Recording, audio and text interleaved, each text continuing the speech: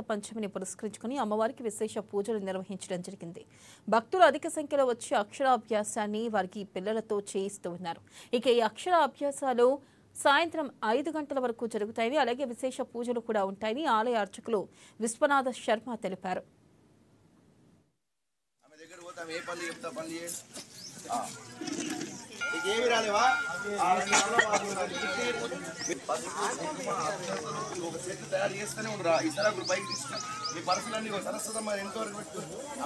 అలంకారము తదుపరి చిన్నారులకు సామూహికంగా అక్షరాభ్యాస కార్యక్రమాలు మరి 12 గంటలకు పూర్ణాహుతి శ్రీ సరస్వతి యజ్ఞము పూర్ణాహుతి జరపబడుచున్నది.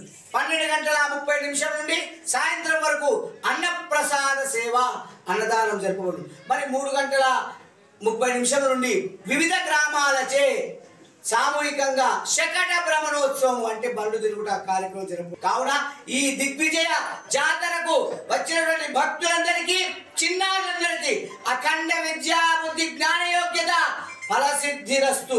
శ్రీ సరస్వతి దేవాలయం వ్యవస్థాపకులు బ్రహ్మశ్రీ దోర్బల రాజమౌళి శర్మ గారి ఆధ్వర్యంలో అత్యద్భుత వైభవగణోపేతంగా దిగ్విజయంగా ఈ యొక్క జాతర జరపబడుచున్నది. అందరికీ ఆ యొక్క శ్రీ సరస్వతి మాత శుభ ఆశీర్వచనమస్తు.